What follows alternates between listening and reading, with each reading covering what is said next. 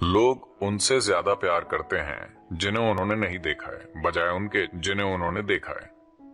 वो सिनेमा जाते हैं, जो भी ये रजनीकांत या टॉम क्रूज या अमिताभ बच्चन, वो बहुत बड़े आदमी हैं और लोग उनसे अपने बगल में बैठे लोगों से ज्यादा प्यार करते हैं, क्योंकि वो सब बढ़ाकर दिखाया है ना।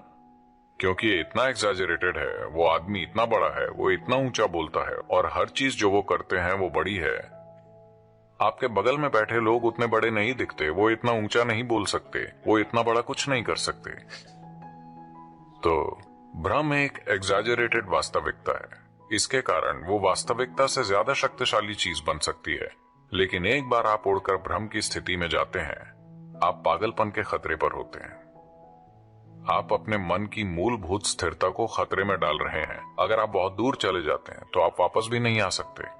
अगर आप यहाँ बैठकर 2 मिनट के लिए कुछ मजेदार सपना देखकर वापस आ सकते हैं, ये अच्छा है। लेकिन आपने सपना देखना शुरू किया और आपको पता नहीं कि कहाँ रुकना है, फिर पागलपन है ना।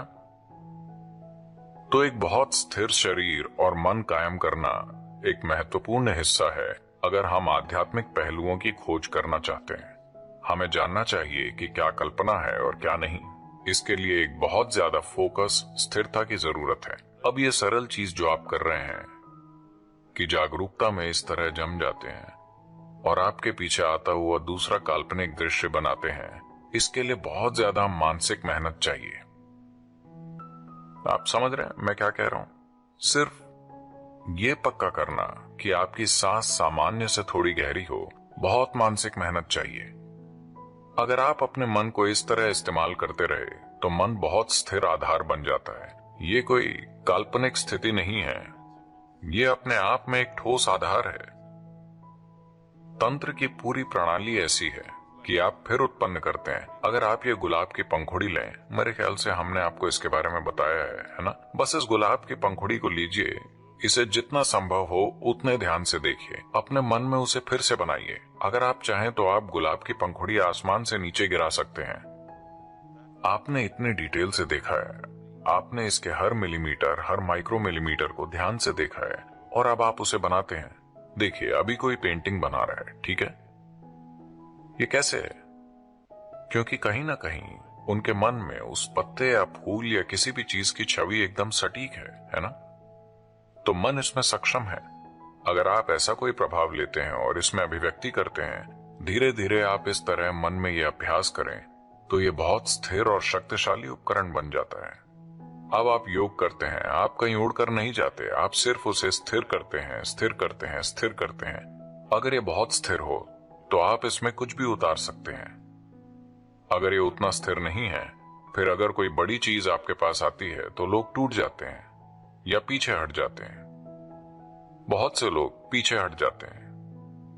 जब भी बड़े अनुभव होते हैं, बहुत से लोग, अगर उनके साथ कुछ बड़ा होता है तो वो उससे डर जाते हैं, वो उससे बचने लगते हैं, वो पीछे हट जाएंगे।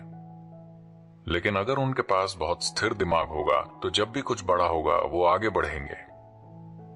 ऐसा लोगों के साथ सिर्फ आध्यात्मिक प्रक्रिया और रहस्यपूर्ण आयामों में ही नहीं हो रहा, साधारण भौतिक जीवन में भी होता है। ज्यादातर मैं ये गौर करता हूं कि अगर जीवन काम करता है तो ज्यादातर लोग बहुत ही मूर्ख बन जाते हैं। बहुत कम लोग अपनी दौलत और प्रभाव का अपनी खुशहाली के लिए इस्तेमाल करते हैं। ज्यादातर लोग मूर्खतापूर्ण हो जाते हैं। वो सिर्फ इसलिए पीछे हटना चाहते हैं क्योंकि चीजें काम करने लगी। ऐसा नहीं होना चाहिए। अगर चीजें काम करती हैं तो आपको आगे बढ़ना चाहिए, है ना। लेकिन होगा ऐसा, अगर हमारा सिस्टम तैयार नहीं है और चीजें आगे बढ़ती हैं, तो भौतिक रूप से या मनोवैज्ञानिक रूप से या आध्यात्मिक रूप से, जिस भी रूप से, अगर हम तैयार नहीं हैं और कोई चीज आगे बढ़ती है तो हम पीछे हट जाते हैं। यह स्वाभाविक रूप से होता है। यहाँ तक कि आध्यात्मिक अनुभव भी लोगों को पीछे की ओर ले जाते हैं, सिर्फ इसलिए क्योंकि जरूरी तैयारी और साधना नहीं है। इसलिए यह हमेशा नियंत्रित होता है। जब भी हम कोई भव्य आध्यात्मिक अनुभव उत्पन्न करते हैं, चाहे भाव स्पंदन या संयमा में, तो वो बहुत नियंत्रित होता है। नियंत्रित मतलब वो एक जेल से ज्यादा नियंत्रित होता है। हाँ, उसे ऐसा ही होना चाहिए। अगर आप उसे छोड़ देंगे तो लोग तमाम चीजों पर उड़ने लगेंगे, लेकिन वो उनके लिए अच्छा नहीं होगा, वो उन्हें पीछे की तरफ ले जाएगा। देखिए, ये एक सरल चीज है।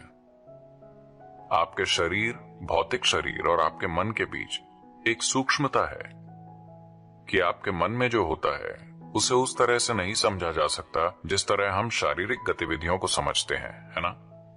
आपकी भावनाओं में जो होता है उसे आपकी मन की गतिविधियों की तरह तार्किक रूप से नहीं समझा जा सकता, है ना। जैसे जैसे चीजें सूक्ष्म होती जाती हैं, वो तार्किक प्रक्रिया के लिए कम से कम उपलब्ध होती हैं। अगर हम इस तर्क को नहीं समझते, अगर आप हर चीज को उस तरह संभालने की कोशिश करते हैं जैसे आप भौतिक चीजों को संभालते हैं, तो इंसान मर जाएंगे। अगर आप इंसानों को भौतिक चीजों की तरह संभालने की कोशिश करते हैं, तो आप देखेंगे कि कोई भी आपके साथ नहीं होगा, है ना। क्या आप इंसानों को संभालने के लिए भौतिक नियमों में ढील नहीं देते?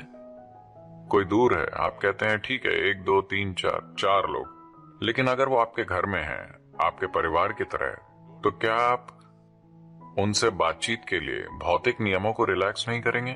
अगर आप नहीं करते तो आप इस धरती पर किसी इंसान को नहीं जान पाएंगे। तो इस ढील को आगे बढ़ाना होगा। जैसा कि कहा जाता है, अगर आपके जीवन को विकास करना है तो आपको ज्यादा से ज्यादा चीजों को इससे मुक्त करना होगा, लेकिन इसके लिए आपके पास बहुत स्थिर तार्किक दिमाग होना चाहिए। अगर आपके पास वो नहीं है तो आप भ्रम की प्रक्रियाओं में भटक जाएंगे। आध्यात्मिक प्रक्रिया में ऐसा होता है कि अगर आप एक बहुत स्थिर शरीर और स्थिर मन कायम करते हैं तो हम आपको अतार्किक चीजों के अनुभव में ले जा सकते हैं। अगर आप इसे कायम नहीं करते, अगर हम आपको एक अतार्किक अनुभव में ले जाते हैं, उसके बाद आपकी कल्पना इस तरह भागेगी कि आप भ्रम में पड़ जाएंगे और सोचेंगे कि यही असली है।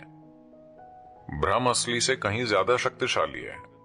असल में वो है क्योंकि वो एग्जैजरेटेड है। आनंदमय भीतरी स्थिति बनाने का फार्मूला। अगर आपको लगता है कि आपका काम महत्वपूर्ण है, तो सबसे पहले अपने आप को तैयार करना होगा, ताकि बाहर चाहे कोई भी परिस्थिति हो, अंदर से आप स्थिर रहे। जब आप कोई बड़ा व्यवसाय चला रहे हो, तो ये व्यवसाय सिर्फ आपके बारे में नहीं होता। अक्सर ऐसे व्यवसाय से हजारों लोग जुड़े होते हैं।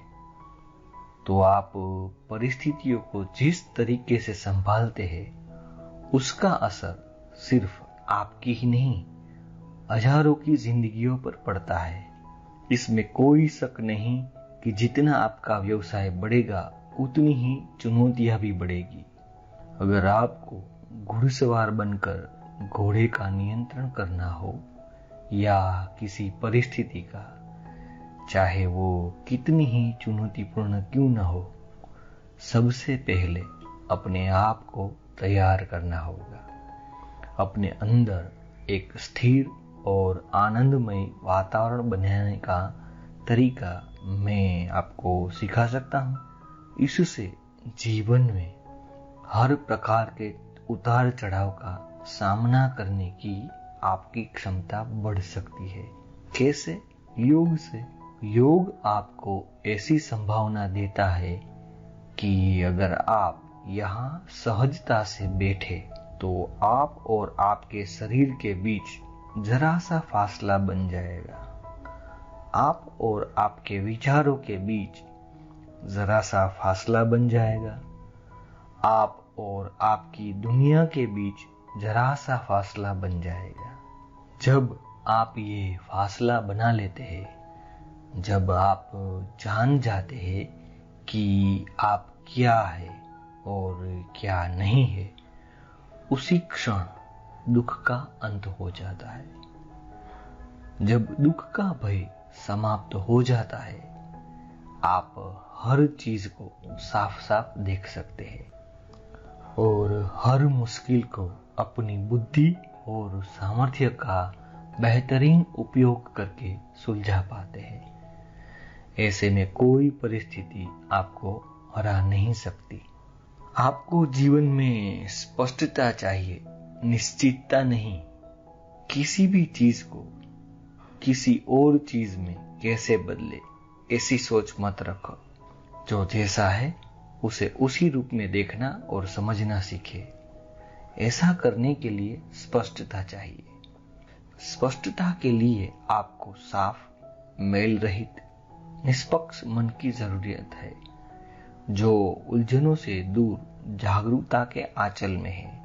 ऐसा चित्त हर चीज को उसके वास्तविक रूप में देख पाएगा। ऐसे में आप चाहे तो हर चीज को अपने अनुकूल बदल ले, चाहे तो उनके वास्तविक रूप में उनका आनंद ले।